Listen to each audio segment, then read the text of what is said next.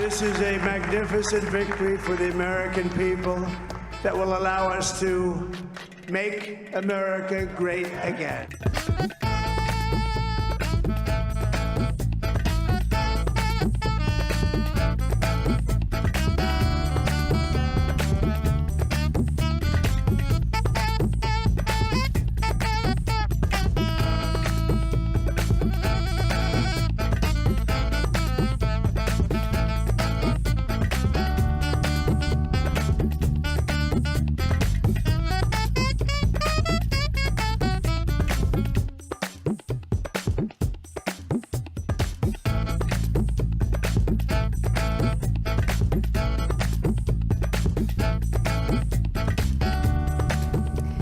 Good evening. What a day it has been. What a stunning comeback for Donald Trump, who is all set to be the 47th President of the United States.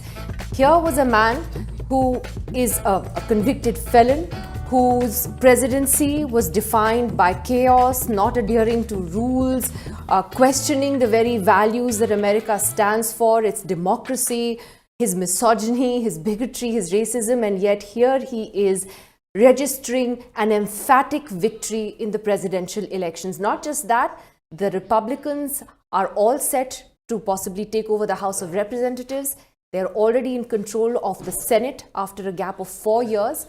And that means that Trump is going to be a very powerful president. This is a defining moment for America and its democracy, and the whole world is watching as well. Join us on Decoder over the next hour. We have a terrific panel of guests to take you through what Donald Trump's second term in office is going to mean for America and the world. We have India's former Foreign Secretary, Mr. Shyam Saran, joining us here in the studio. Thank you very much for being with us. We have Mr. Raghuram Rajan, the former Governor of the Reserve Bank of India, who's joining us. Arvind Subramaniam, the former Chief Economic Advisor to the Government of India. Milan Vaishnav, the director of the South Asia program at Carnegie Endowment, a well-known think tank that's done a lot of work looking at data and how Americans have voted, and Indian Americans in particular. Dhruv Jaishankar, senior director of the Observer Research Foundation in the United States. And Rani Bagchi, the head of the Ananta Aspen Center, another well-known American think tank, also joining us from New York. Thank you very much to all of you. Main person? The anchor, Dorab Sopariwala and Prannoy Roy. I forgot to introduce our anchors. Oh God. And in New York? And we've got Pavni Mittal in New York. She'll be with us shortly. So take us through the numbers. No, I think what we'd like to do is briefly look off and on at why this happened, but better to look ahead and how is America going to change and how is it going to affect India. So in a nutshell, summarize how are things going to change for India and for Americans, both separately. Well, for the United States of America, I think probably the voters who have voted for Trump may not have perhaps fully appreciated the huge changes that are going to come about in the United States itself. Huge changes. One, I think it would be clear that one of the very important features of the American political system, which is the system of checks and balances. Yes. I think that system of checks and balances is very significantly eroded, I would say. So will be eroded or already a little bit? Well, it is now the Supreme Court, in a sense, because not only is this going to be a very strong executive because of the very clear victory that he has achieved. Yes. Secondly, the Senate is now with the Republicans. Yes. The House of Representatives probably is going to be with the Republicans. Huge. The Supreme Court is already somewhat, leaning towards the right.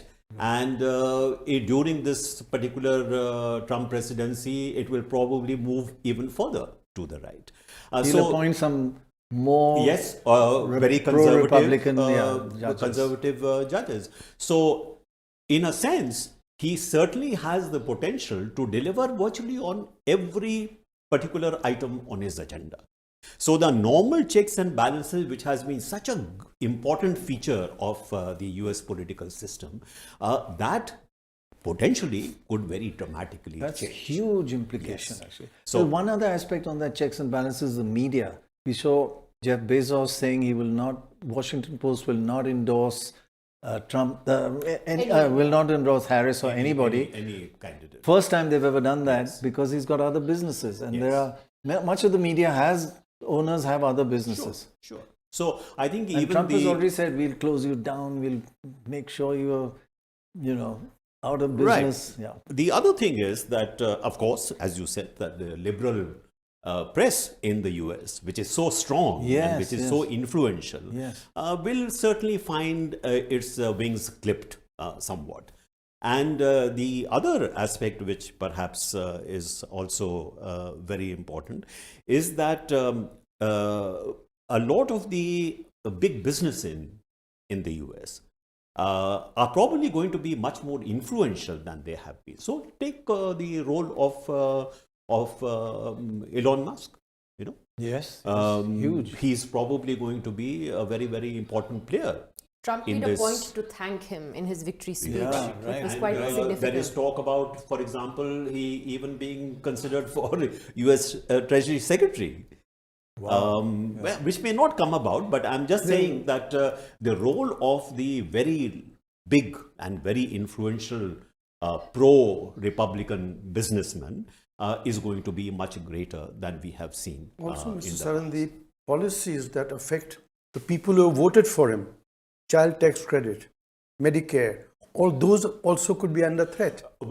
That is the great, contradiction. Yes. So even if you're looking at what was perhaps one of the critical reasons why Trump won, which was that even though inflation had been coming down, but there was a time lag. So the full impact of the reducing prices was not really felt by the ordinary people of the US and the middle class. And I think this was very clearly one of the important factors in his being elected. But even if you take just one particular item on his agenda, which is tariffs, if he's going to increase tariffs generally by 10 to 20%, as he Just has. for our viewers, tariffs meaning any That imports is from on other countries. Imports from abroad. They will put a tax on that. Yes, so he has said 10 to 20% across the board and 60% with respect to China. Sounds like imports India from in the China. 1950s. Worse, perhaps.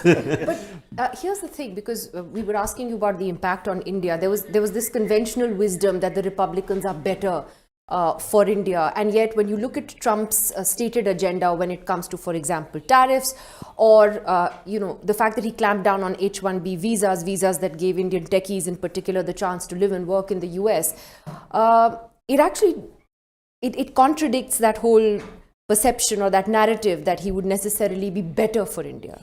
I think the expectation here is, of course, I'm not in government, so I cannot really say very categorically, but I think I get a sense that the belief here is that he's a transactional leader, and therefore you can do deals with him. So even if there is this risk of higher tariffs on some Indian exports, or that he would probably, like he did last time, that Harley Davidson, you must. So perhaps there is a sense that maybe if we can do some deals on items which are of great interest to him, we can navigate this not to, perhaps the risk may be a little less. I think we are comparing ourselves to many of his other allies, partners, adversaries, that if we take it in relative terms, we have less to worry about than others do. Right. Would you like to take us to some of the numbers, though? Okay, I'll just have a quick look at what actually happened today. And no opinion poll forecast this because they didn't have Dorab with them. Somebody did write actually that America outsources so much to India. Why don't they outsource polling to Dorab? But you always have a late swing. I did say to you a couple of days ago that it's not going to be close. I don't know who's going to win, but it's not going to be close, and it is not close. Yeah. Okay, just first let's have a look at what exactly happened. What's the current situation? It's we've got leads of 538, and okay, we'll first look at who voted for Trump. First of all, gender, men 54%, women 44%. So it's really the men of America that have voted Trump back. And what about race? Look at that. White 55%, Hispanic 49%, Indian 31%, and black 12%. And what about age? Young voted less for Trump, and the older uncles 51% voted for Trump. But the youngsters 44% voted for Trump. Finally, education, and this of course goes across all. We've got educated whites, educated Indians, educated Hispanic, etc. No college degree, 54% voted for Trump. And college degree, 41%. So the more educated you are, the less likely you are to vote for Trump at the moment. By the way, when you spoke about the data on women, yes, more women have voted for Kamala Harris, but more white women have voted for Donald Trump. Right. Data shows that about 52% of Yes. white women voted for Trump again, which was Yes. which was something I think that helped him in the last election as well. Yes. In fact, if we could go across to Mr. Arvind Subramaniam at this point, also again, I'd like to introduce Milan Vaishnav, Indrani Bagchi as well, who join us. It would be great to get all your perspectives on this. But Mr. Subramaniam, the fact that this is such an emphatic win for Trump, in his victory speech, I noticed that he talked about healing. He talked about working together with everyone. He sounded a little more statesman-like. I guess the bar is low, but he did make these overtures. Do you think he means it, or are we looking at a second Trump presidency which will be highly unpredictable? Well, I think one way I would start by invoking Gary Kasparov, who has said consistently that with autocrats and kind of illiberal Democrats, they lie through their teeth about what they did in the past, but they tell you exactly what they're going to do in the future. So you have to listen to what they're saying. And I think on at least on economic policy, which is the area that I know most, it's very clear what he has said. Higher tariffs across the board and very, very high tariffs on China, one. Second, very restrictive immigration policy, including, deportations, mass deportations. Three, massive tax cuts. And four, I think maybe lesser important, is that, crypto will be deregulated. And now these are the, four planks of economic policy that he's been saying kind of consistently. And we have to take each of these seriously and see what it means for India.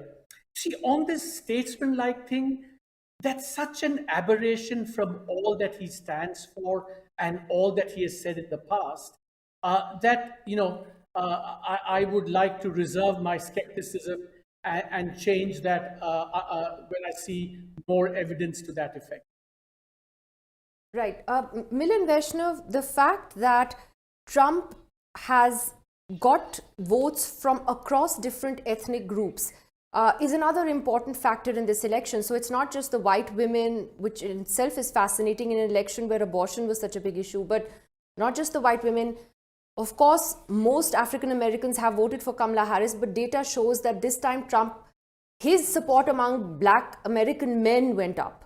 Not the women, but more African American men voted for him.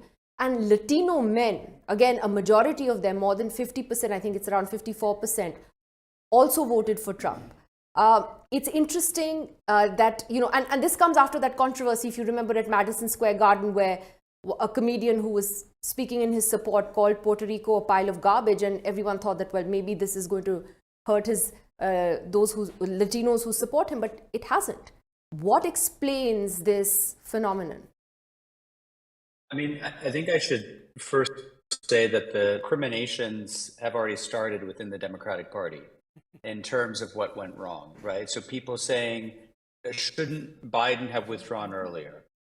Shouldn't have Harris pick Josh Shapiro, the very charismatic, popular governor of the state of Pennsylvania, the electorally critical state of Pennsylvania?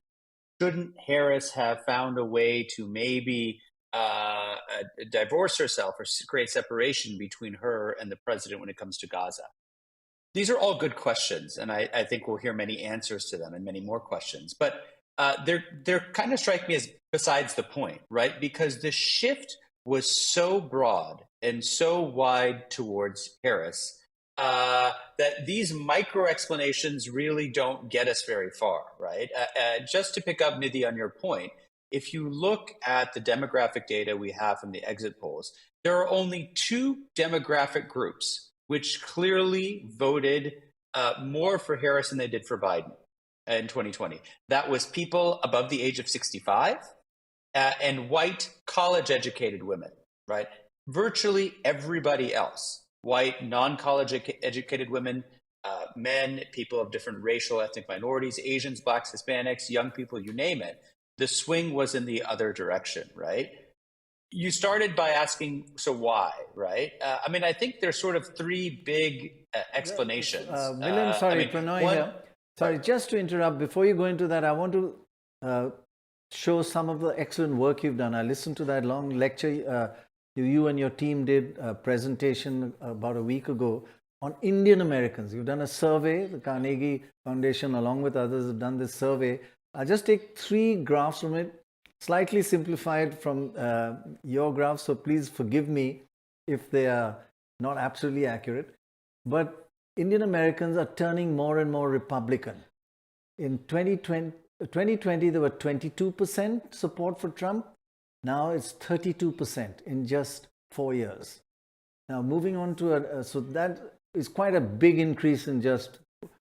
Now women, Indian women voted more for Harris than men. Look at Indian men, 39% supported Trump. Indian women, 22%, 17% lower. So Indian women were more pro-Harris.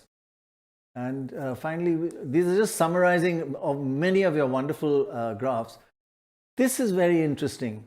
Indians born in America had a much higher support, were much more pro-Trump than Indians born outside and naturalized. Indian men. Indian men, sorry, yeah. These are all men. Indian men born in America, 49% supported Trump. Born outside and then naturalized into American citizens, 28% supported Trump. Big difference. Why is that? I just want to put what you said, Prannoy, just in context. So yes. Indian American amongst the most loyal constituents of the Democratic Party for many election cycles. Right. If you go back to 2020, they broke for the Democrats by a margin of 70-20. 4 years on in 2024, we estimate 70-20 has become 60-30. So again, overwhelming support for the Democrats, but there's been a tightening, right? Yes, yes. Almost the entirety of that shift rightward can be attributed to men, specifically men under the age of 40, principally US-born men, right? You see very little shift amongst older men, almost no shift among women of any age group, right? Below 40, above 40, it doesn't make any difference. Right. The question is what's going on with those men? Now, exactly. This is not unique to Indian Americans. We see this across ethnic groups. We picked it up in surveys of men. We've seen it in surveys of Blacks and Latinos. And I think there's three things going on which are worthy of further exploration. The first is a feeling of alienation, that we don't think the American dream is attainable anymore, that because of inflation, because of the impediments to social mobility, we can't provide for our families anymore, and there's a ceiling. And so therefore, we're disenchanted with the status quo, right? The second is, and I don't think we can rule this out, is some feeling of discomfort with having a female commander-in-chief, right? It's very hard to pick that up in surveys, but qualitatively, we definitely see some of that.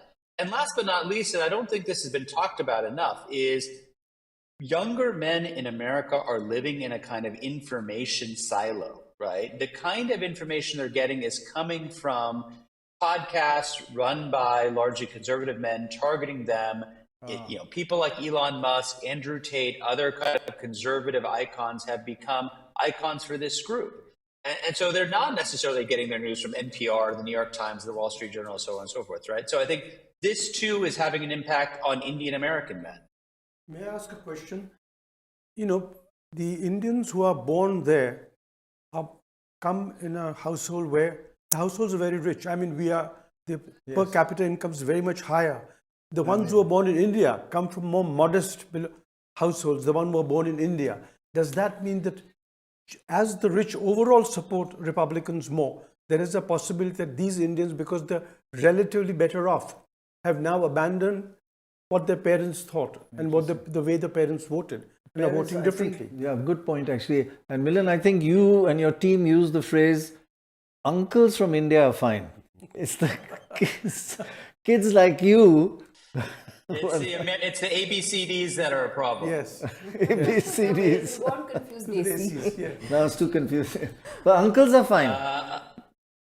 So I don't think, Dorab, that it's just an income effect. Because yes, it's true, as Indian Americans go up the socioeconomic ladder, they tend to be more Republican leaning. But that pales in comparison to this gender effect and this age effect we're seeing. And so even when you control for income, there's something deeper going on. I just wanted to bring Indrani Bagchi in here. And Indrani, of course, you've been a foreign policy specialist for decades, and I'll come to that in a bit. But just trying to understand this sort of big chunk of support that Trump has got from different groups.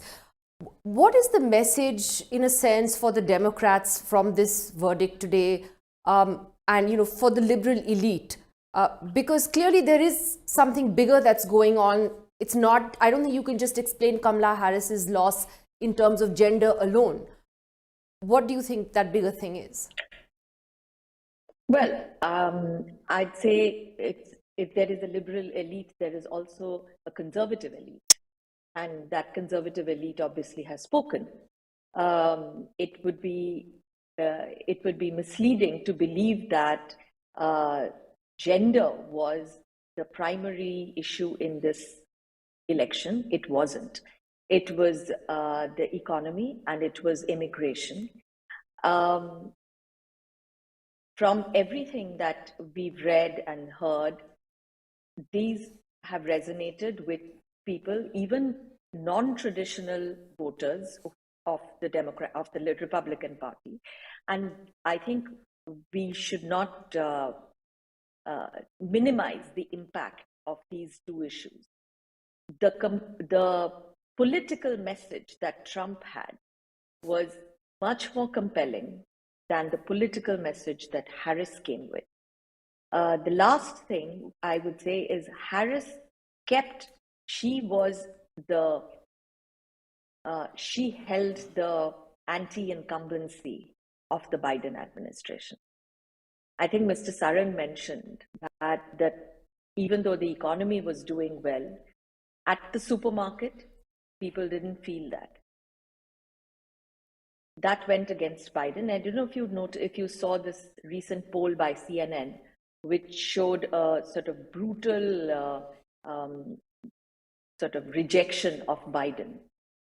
In so many ways, I think Harris took that. And I think that was unfortunate. But I think she did not come into this race more than 100 days ago. Yeah. So she had to walk a much longer distance. All of this was stacked against Harris. So, Shamsaran, I think. So sorry. I'll just take you on the point that you made with Shamsaran. I think you gave the best explanation I've heard so far, and we've been here quite a long time, about what to expect. And it was quite frightening what you said. No checks and balances.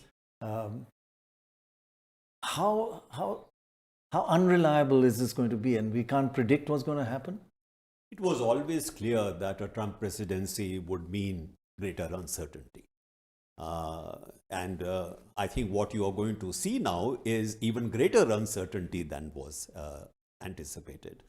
What I was trying to put across was that the manner in which the United States will function now, whether it is domestically or externally, will be very different from what we have seen before. That, to me, seems to be the big change that this is going to bring about. Also, you will see that unlike the first administration of Trump, where you at least had some adults in the room, as they said, this time there will be mainly loyalists. That is, who buy in to what the Trump agenda is. Again, no checks and balances even around him. Even around him. So, of course, we will have to wait and see who are the nominees to the major, cabinet positions. Who would be the people who would be, for example, running, from our point of view, the national security, establishment? Who would be the Secretary of State? These are going to be very important positions. Now, Elon Musk is obviously going to be very important. Yes, so that's what I was factor. trying to mention, that Yes, you will probably see a greater influence Yes. by some of the iconic figures of US business than we have seen. You have, for example, you are going to probably see a reduction in terms of, a lot of the regulations. Whether if you take, for example, the EPA, the Environment Protection Agency, there is talk about actually it being done away with completely. So, And the Department of Education. and yes, Department of Education as well. these are Whether he rather will do serious. that or not remains a question mark, but he has stated his intention to do that. Then you have also the Inflation Reduction Act, a very major, large-scale initiative taken by Biden, which would have major implications for climate change and energy transition. Now, he has already said that he will do away with that. He walked out of the Paris climate. And he has said in so many words that he's going to walk out again. So You've been the Prime Minister's special envoy on climate change. So in Yes. terms of the impact this could have on this international fight against climate change, which in any case has been kind of hanging by a thread, are we looking at a massive setback, Yes. potentially? yes, Yes. we are looking at a massive setback, because even if we had a Kamala Harris presidency, you would still be facing a dire situation as far as climate change is concerned. So what you are going to see now is that whatever restraints there were, and that's why I mentioned the Inflation Reduction Act, those are going to go backwards now. They're going to be reversed. Most of the sort of restrictions put on, for example, further oil drilling or drilling for gas in very, very ecologically sensitive zones, all that is going to be given up. So may not have an immediate impact, but if you're going to be investing billions of dollars in those kind of oil exploration deals, then that is going to have a longer term impact. And no more windmills, because they're killing whales and birds. And they make a terrible noise. But as someone who has been following climate change, Right. it was already very pessimistic. The Exactly scenario what I that said, we yeah. are looking at, and this is going to make it much worse. But geopolitically as well, one of the things that Trump has said is that I'm going to end the war in Ukraine in 24 hours, which sounds very dire, and dire for Ukraine. I saw that Vladimir Zelensky was amongst the first to quickly congratulate him. What do you think could potentially happen then with Russia, Ukraine? I mean, these are all big flashpoints, the Middle East and his relationship with India. So, as far as Ukraine is concerned, as you said, I mean, we don't know how he's going to end the war in soon after he takes over. But I think if we are looking at a ceasefire, which would be acceptable to Russia, it can only be on the basis of Ukraine giving up territory. Yes. Okay. So I can't see how we can get away from that. So if that is going to be forced on Ukraine, which may happen, because if the US withdraws support to Ukraine, the European Union cannot sort of fill the breach. They cannot do it on their own. And besides that, even in the European Union, there are somewhat disparate voices with respect to how the Ukrainian crisis should be handled. So if he's going to do what he says he will, you are probably going to see a deal in which, like it or not, Ukraine will have to give up some territory. There will be perhaps a better relationship with Russia. Would some of the very major sanctions which have been imposed on Russia be given up? I have less confidence in that, because I think there is within the United States there is a very strong, deeply ingrained anti-Russian sentiment. So I do think that while the relationship with Russia may change for the better, but it will take somewhat longer time for some of those very major and strict kind of economic measures which have been taken to start, being rerouted. We are joined by Raghuram Rajan. Thanks very much, Raghuram Rajan, for joining us. Are you worried about your profession being an economist? Because the economy was doing well, really much better growth rate than other developed countries. Europe was admiring and jealous of America. Inflation down to 2%, and it didn't matter to the voter. So are economists going to become less relevant now? Well, that's the least of my worries. Right, exactly, actually. But, I think that there is an underlying truth here, which is that average American doesn't feel that good. Yeah. They feel that over the last few years, yes, they have a job, which they usually attribute to themselves. But inflation has been high, and their real wages, the median real wage, hasn't really increased from 2019. So in that sense, there is a feeling that they haven't really benefited for the most part, which seems strange because you have unemployment really low, as you said. The economy is growing, stock prices are at all-time high, yet the average American feels that they've been put upon. And the nostalgia goes back to the last days of the Trump administration when they all got big fat checks in the mail.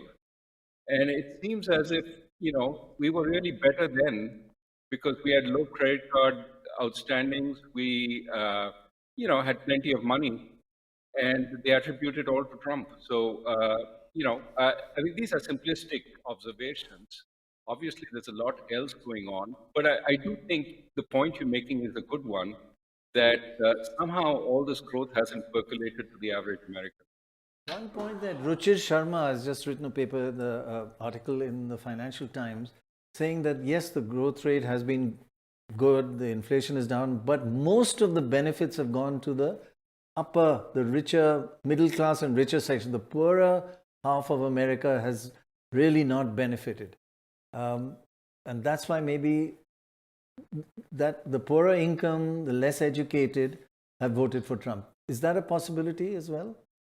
The disparity. I think that's a 2-decade phenomenon, right? Ever since, you saw the decline in manufacturing jobs, and you saw the sort of rural America or semi-urban America suffer from the loss of these middle-class jobs. This has been a constant theme.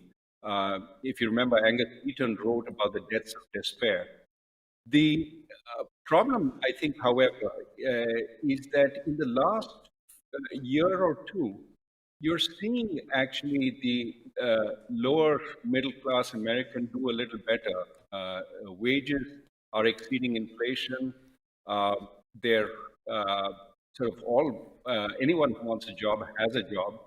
So in that sense, the economy is delivering, at least in the recent past. It's just that when you accumulate over the high inflation period, they're seeing that their real wages haven't kept pace, and they're a little angry at that.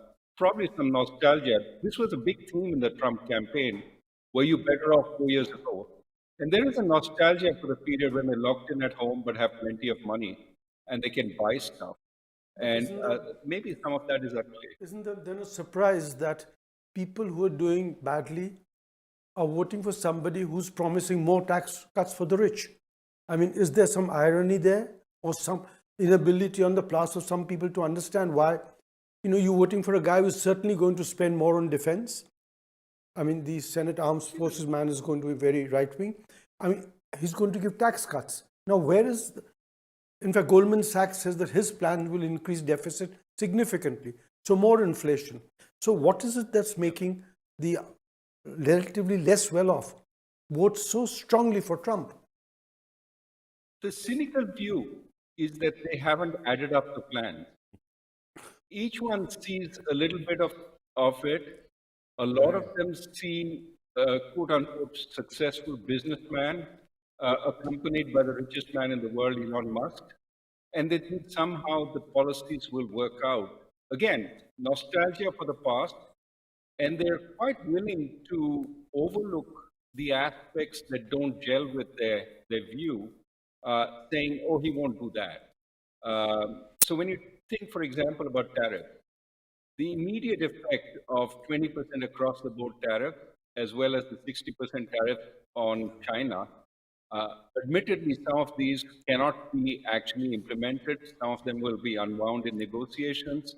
Maybe some of this is a negotiation tactic. But in general, he seems quite strongly impelled towards tariffs. And the immediate effect is going to be higher prices for all the stuff that is tariffed, as well as disruption in production. But somehow people aren't taking note of that. Maybe they believe that, yeah, he'll threaten, as he threatened with Mexico and didn't implement in the last term. But he did threaten China, and he did implement. And this time they want to implement tariffs on 10 times, in fact, all of imports. And the disruptive effects can be far larger. So similarly, I mean, think of the attack on immigration, the claim that they will deport enormous numbers instantaneously. Right. And his, right-hand man, Stephen Miller, has even prepared the notion of camp to place these apprehended immigrants in. This is a pretty dark view of what could happen. That could be a very underlying... But if it does happen, labor, which the labor markets have been relatively tight, and it'll make it even tighter, especially for services like hotels, restaurants, and so on. We have the small businessman taken this into account? We have your partner in crime with us, Arvind Subramaniam. I remember when you were RBI governor and he was chief economic advisor. I think that was the best combination, which is why both of you were asked to leave, of course. There must be a quality check. But you've been listening, Arvind, to what Raghuram Rajan has said. And the last thing that he did mention is, okay, there is the economy is doing well, etc. But this whole factor that works in politics, a little bit of hatred and fear. Immigrants, they're taking your jobs, they're eating dogs and cats, and they're all criminals. Was that the key underlying factor? And that's very worrying because that can spill over into the future as well.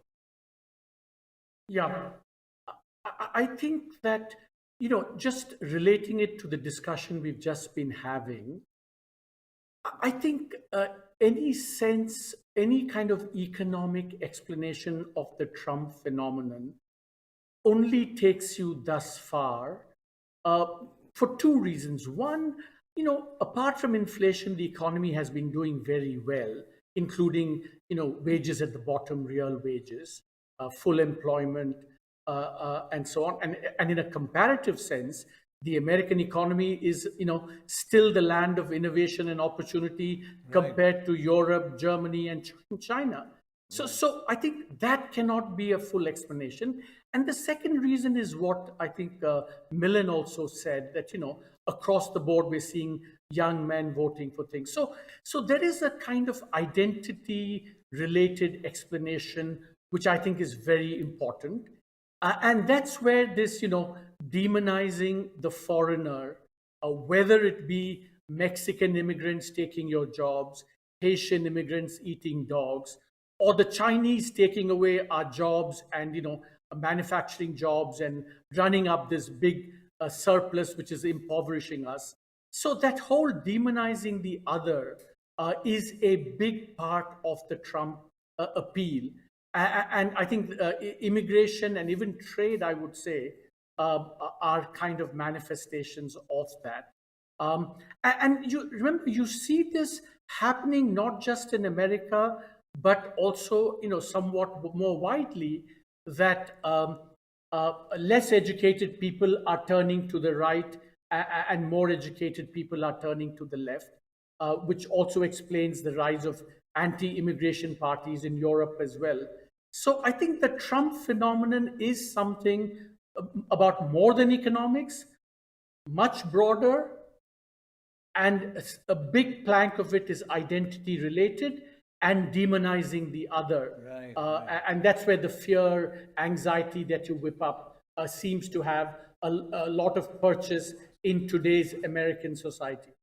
Mr. Subramaniam, on this point on China, just looking ahead to the Trump presidency, of course, he's talked about 60% tariffs on Chinese goods, and it's probably unlikely that he would actually go as high as that. But there is a sense that this would be a presidency that perhaps would be more watchful when it comes to China. And what does that then, in terms of the economic relationship with China for India, what are the larger implications of that? So I think let's separate this out into the pure economics China effect and the India effect, right? See, Trump has for about 30 years now, has been obsessed with tariffs. He doesn't have much conviction. He's a transactional guy. But imposing tariffs is probably his one deep conviction, because he thinks this is what is leading to the decline of the economy. So I think he will act on it. He may modify it as a result of negotiation and transactions, but he's fully committed to taking action on tariffs against the world as a whole, but against China in particular. And he's also obsessed with the fact that China has been running up its manufacturing, and that the buildup of Chinese manufacturing, again, their technological capability, that worries them a lot.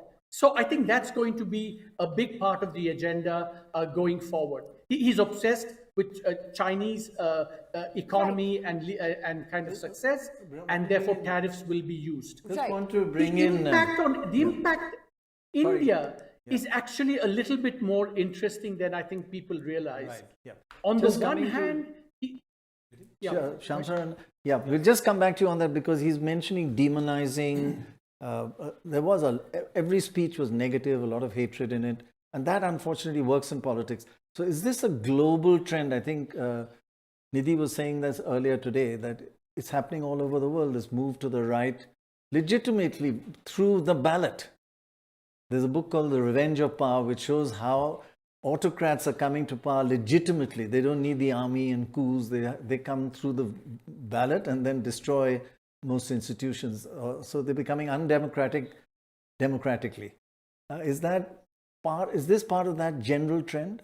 Oh, I think there is no doubt that across the world, but particularly in the West, because after all, the bastion of liberal democracy is supposed to be the West. And I think it is precisely in the West that you are seeing that very, very significant shift. Like France, Germany. Driven by immigration, which is certainly a challenge in most of these countries. But also the fact that, say, in Europe, there is no doubt that the economy is going steadily down. There is the sense that we are being left behind. So, yes, it is. Europe and America, economies are different. The American economy is doing well, but they both have one common: immigration. Yes, immigration and as the demonizing, as pointed out, I think it is much easier to direct that hostility towards the foreigner rather than to accept that there must be something wrong within ourselves. But I think quite apart from that, mention was made about the impact on India. I do think that the sense amongst some observers here that if there is going to be a much greater sort of impact on the US-China economic and commercial relationship, and somehow India will benefit from that. You know, the whole China plus one Exactly. phenomena, and that somehow or the other, we will be able to cash in on that. And I think that is perhaps too optimistic a expectation that India will actually benefit from that. The second point I would like to make is that much of what Trump is actually promising, this will have a very major disruptive impact on the global economy as we know it. Right. And if there is going to be such a major impact and an adverse impact on the global economy, then to the extent that India's own economy is globalizing, it is engaging more with the rest of the world, we are going to be very, very much impacted by that and adversely impacted by that. But So the net effect may not be so good interestingly, for the India. Asian stock markets were up. And the dollar is strengthened. I think it's at its highest in 8 years or something, and Wall Street is Dow is expected to up go up. more than So 1,000 maybe points. they were just relieved, like we are, that there was a decisive verdict one way or the other. But we've got Dhruv Jaishankar with ORF America also joining us in the afternoon his time. Dhruv Jaishankar, great to have you with us. How do you see this, this Trump 2.0 presidency playing out vis-a-vis India? I know there's a traditional view that India-US relations are strong. It doesn't really matter who the president is. There are fundamentals that are strong. But there's also no doubt that with the Biden administration, while some aspects of the relationship got strengthened, such as vis-a-vis the Quad, there have been irritants too that have crept in the last year or so. So will Trump being the president therefore make a qualitative difference?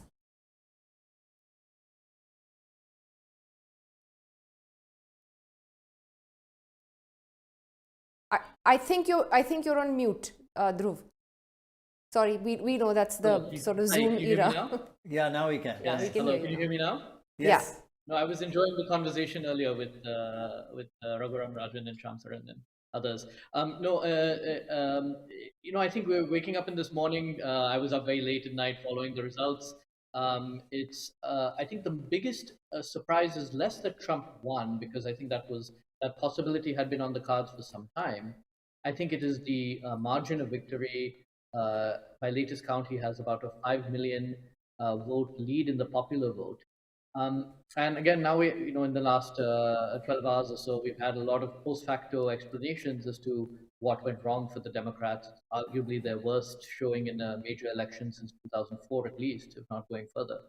Now, what are the implications for India? I'd say, look, there are two ways of looking at it. On the positive side of the ledger, I think India does not have the sort of existential dependency on the US that many other countries have, either for military aid or military support, for alliance commitments, for even the level of economic and trade exposure. While the US is the largest trade partner for India, is less, again, existential for its economy compared to, say, Mexico, Vietnam, or something like that. So I think in terms of Trump's complaint and that of a lot around is that the world expects a lot of America, and America should not be overly generous in providing that assistance, whether it's military assistance, financial assistance, and so forth. And that's, from their point of view, India is not one of those takers, with the one exception that I will come to in a second. So I think on the positive side of the ledger, I think we will have an incoming administration that has many problems on its hands. India is not one of them. They don't see India as by and large, a net taking advantage too much of the United States. And so I think they will be broadly favorably disposed towards India, in the grand scheme of things. This leads to two problems. And I think these are two challenges that will have to be navigated over the next 6 months to a year. One is on trade, where India does enjoy a trade surplus of about $30 billion with the US. And certainly Trump and his advisors see, fairly or not, that India is not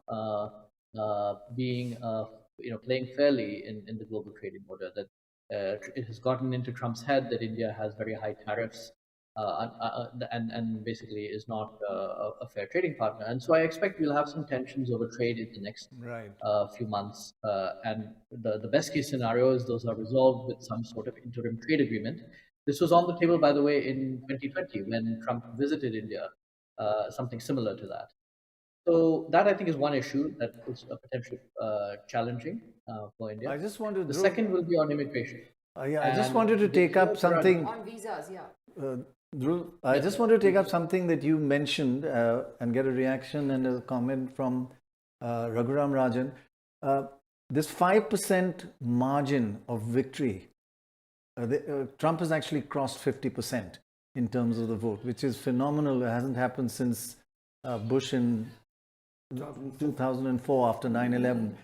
But what is interesting, if we look at the vote swing across the United States was in favor. It was not, there was no isolated pockets where the Democrats did well. So it was a broad trend across the country. We have a graphic that shows that the average swing to Trump across America was 4 to 5%.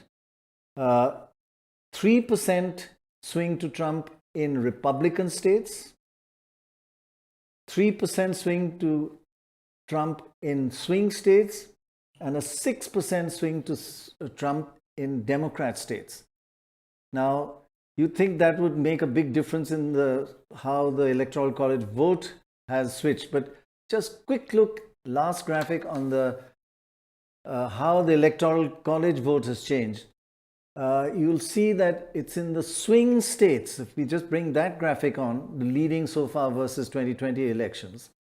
You see, in the swing states is where Trump got all his seats. Look at that first row. Democrats went down 77 seats and Trump up 77 seats. But in the traditional Democrat states, Trump didn't get a single extra Electoral College votes or seats. In India, we like to call them seats, but it's Electoral College votes. And the traditional Republican states, they held everything except for one state of 4. So Raghuram Rajan, obviously the swing states, they won seats because the margins of victory there are smaller. So even a 3% swing makes all the difference. But the general feeling that this 4% average swing across the country, it's not localized. So there was an anti-incumbency right across America.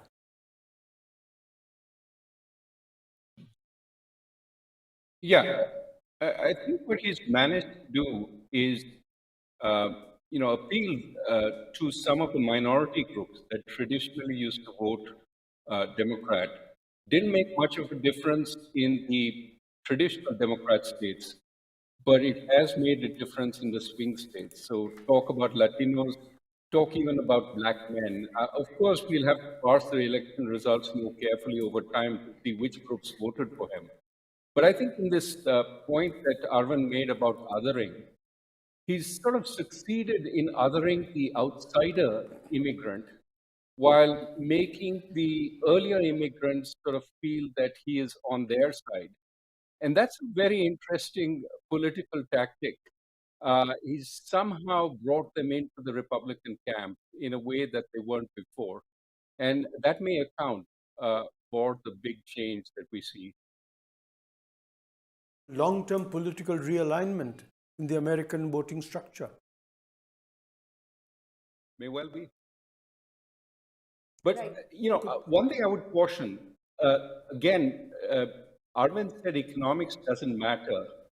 I wonder how much of this is also a hope that he will somehow be better for them economically. And if that doesn't play out quickly, you may see a change in the tempo towards him. But, let's wait and see. Expectations is higher. Indrani Bagchi, we were talking about the different sort of geopolitical flashpoints and how Trump may deal with those. Mr. Saran talked at length about Russia, Ukraine, but what about the Middle East, Israel, vis-a-vis Israel? How do you see Trump dealing with that problem differently? He told Netanyahu to, finish it quickly or something to that effect, which I think Netanyahu might interpret in very different ways. But yeah, whenever. But how do you think he'll be different with Israel, if at all? Why would he be different? I don't think Biden was very different either. I mean, Biden let Israel do what they wanted. Biden, in fact, helped Israel. So I don't see why Trump would be very different. Trump will the country that will worry there in that region will be Iran. For the same reason, in the same way that Iran was worried during the Biden administration, for the same reasons. I don't see that a fundamental difference in the treatment of that region between Biden and Trump. Trump is going to be an isolationist, as he was earlier. The isolationist streak started from Obama, and it has continued. But I don't see any diminution in support to Israel in the current would he have a better conflict chance, I'm saying, of actually region. getting a ceasefire in place, you think, than Biden? There is no ceasefire. There is no ceasefire on offer, and in fact, there is no demand for a ceasefire either. There was, in fact, Harris herself did not make any distinction on how she would deal with the conflict in the Middle East, except for saying something vague that we would like it to end, we would like to go up, we would like to stop the killings in Gaza. Right. I don't see, but on the ground, the US did absolutely nothing. As in you fact, said, they helped Israel. Yeah, absolutely. Milind Vaishnav, I just want to come to this one data point that's really bugging me as a woman is, we know that a majority of white women voted for Trump when Hillary Clinton was defeated, and they did it again in this election as well. And if you say that gender may have been a factor here in Kamala Harris's defeat, explain to me why white women are voting for Trump in these numbers. Well, look, I want to make a distinction here because I think, the education divide in the U.S. is one of the most salient cleavages now, right? And so there's a complete distinction to be made between white college-educated women and white non-college educated women, right? As I mentioned before, one of the only two groups that swung towards Harris this time was white college-educated women, right? I think white non-college educated women, if we focus on them for a second, right? I think very much some of these other arguments that Raghu and Arvind and others had mentioned are at play here, right? I mean, I think fundamentally there is this question about inflation and the cost of living. I mean, that has come across time and time again as one of their top concerns, and I think in some ways one of the most pressing and salient visible problems in their lives, right? Now, you can have an academic argument which says, well, actually, the rate of inflation has come down and so on and so forth, but the levels are still very high, right? And I don't think people are looking at, well, what is it like in Europe or in France where prices are very high, right? Maybe it's worse than we are, right? I mean, when you're arguing that things are worse off elsewhere than where you are, it doesn't sell very well, right? And so I think one of the things that hasn't come up yet here is just a sense of anger that doesn't necessarily have a lot of rationality, right? So let me give you an example. If you look at the results from Dearborn, Michigan, right, where you have a heavily one of the heaviest concentrations of Arab Americans, right, that community in a historic break favored the Republican candidate Donald Trump in this election. Now, I don't think it's because they think he has some magic solution for a ceasefire, as you just asked Indrani. It's because they're mad and they're pissed off and they want to take it out on somebody. And when you talk to members of that community and you say, but don't you know that things are objectively going to be worse? If Trump enacts a second Muslim ban, your family from the West Bank or Gaza won't be able to travel. They say, you know what? How can it be any worse than it already is, right? And so that is a sense, I think, of generalized anger, and may be driven by different issues for different people, that is bubbling underneath the surface in the United States today. I find it fascinating, though, and I just bring Dhruv Jaishankar to weigh in on this. When you talked about this anger and the need to take it out, I can understand Muslim Americans not voting for Kamala Harris. or maybe just staying away from voting altogether then, but to vote for Trump, as Milind pointed out, Dhruv, Jaishankar, about Dearborn, Michigan, that that one place where a majority of Arab Americans actually ended up voting for Trump. The mind boggles. I mean, I think Miller is onto something, which is that there is sometimes, and it doesn't necessarily make logical sense, but I think what is quite clear is that a vote for Trump was a vote against the status quo. Yeah. And a protest vote in some ways. And that protest, it reflected an anger about the situation, how people feel their situation is. And it was different. It seems to, it's so wide and so broad across demographics that it seems to be different motivators for different people. For some, it was foreign policy issues, perhaps. For the belief that the U.S. is extending too much assistance to Ukraine, for example, or its position on Israel and Gaza. For some, it is economic pocketbook issues, which we've been discussing at some length. For some, it was the lack of job prospects. Even if they have a job currently, they're dissatisfied with the job. So even though the unemployment is historically low, the feeling is that they are stuck economically. So some it was cultural issues, the fact they believe, again, correctly or not, that as a progressive agenda, what critics call the DEI agenda and so forth, has gone too far. So it seems to have been a combination of all of those things, and the fact is that a majority of voters in the United States believe that they were. We just want to go across to Pavni Mittal, who's been with us all day and has really, really been outstanding and given us a feel of what it's like in New York with the crowds. Of course, there was a very subtle change. As soon as Trump started winning, she shifted right across to Trump Tower. That's how checks and balances. And I'm just kidding. But Pavni, before coming to you, I just want to summarize once again who voted for Trump and who did not. We look at gender, it was very simple. Men, more than 50% of the men, 54% of men voted for Trump, if we can have that graphic on, and only 44% of women voted for Trump. So 54% of men voted for Trump, 44% of women. That's the broad gender. What about in terms of race? Here it is, that white 55% voted for Trump, Hispanics 45% voted for Trump, Indians 31%, and blacks 12%. So it's not as though black men voted in huge numbers, 12% overall. Who voted for Trump and who did not? The young did not really, only 44%. He would have lost the election if America was all under 45 years. And older uncles, 51% voted for Trump. And finally, education. And this, of course, cuts across all those other categories we say, men, women, race, etc. No college degree, 54% voted for Trump. College degree, 41%. And in your reporting, Pavni, have you found this kind of divisions in the society? Good morning. Yes, I'm back at Trump Tower, and because of security, we've had to sort of move away.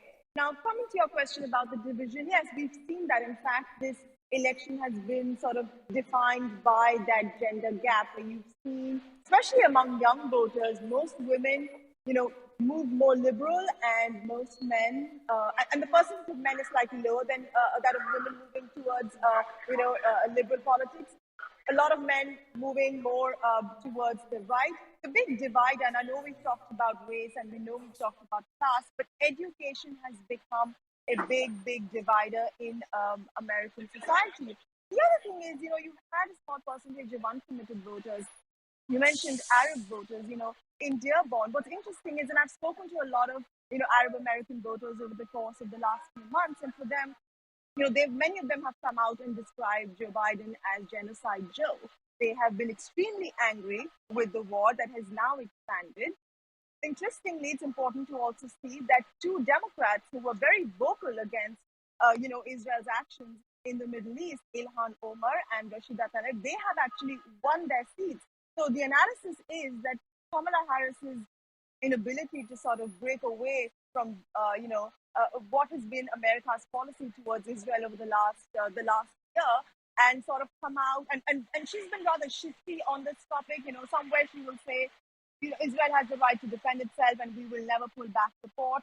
Over the last few days, she has been talking a lot about, we need a two-state solution. But at the end of the day, it just came across as insincere. Immigration, again, a big issue. And that really comes down to Harris because Biden gave immigration to her. So her own track record in this case has not has actually harmed her.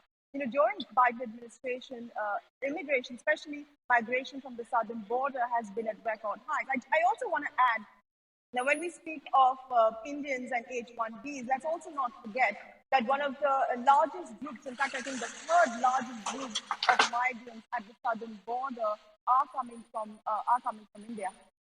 Okay, Pavni, maybe you want to take 2 steps forward because that truck behind you really scared us for a minute. But thank you so much for being such a Thank you you've been very there much, all Pavni. night. You haven't slept, so thanks a lot. I know it's really grueling out there.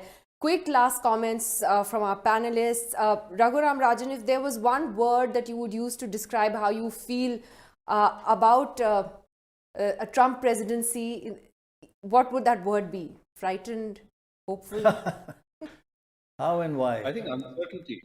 Let me stick with uncertainty. Uncertainty. There's great uncertainty about what will happen. Arvind Subramaniam, what's your one word? Anxiety more than uncertainty, deep anxiety. Okay. So Shyam uncertainty has a little bit of optimism. Anxiety has Deep anxiety. Deep is total pessimism. And Shyam final Saran? word with you, Shyam Saran. I think for India, perhaps more of the same. More of the same. But overall, the In impact, terms of in terms of the bilateral relationship. But as more I of the mentioned, same, more anxiety. There is anxiety because of the uncertainty. But I think if I'm looking at the overall sort of situation with regard to U.S. foreign relations as such, India, I think, probably is in a better place than many other countries are. So this is a relative kind of a. Are we in a better place than we were? True diplomat. He didn't Are we in a answer. better place than we were a month ago? Could be in terms of this government's priorities. We must keep that in mind. What the expectation of our government is, and I think the general expectation, as I said earlier, in this government is that actually for India, a Trump presidency may be somewhat better than the Biden presidency. So you don't have anxiety, you have a little bit of uncertainty. The anxiety that I have is because of the uncertainty, because I think that globally there will be probably, if he delivers on his agenda, there will probably be immense disruption. And that disruption cannot be good for India. The great disruptor, that's Donald Trump. Well, thank you very much to you, Thank Mr. you. Saran, to all our panelists tonight, to Arvind Subramaniam, Raghuram Rajan, Milan Vaishnav, Dhruv Jaishankar, Indrani Bagchi, Dorab Sopariwala, Prannoy Roy, and Pavni. I didn't Nidhi. forget anyone This time. as we signed off. Thank you for being with us. We will see you for the Maharashtra and Jharkhand elections that are just a couple of weeks away. See you then.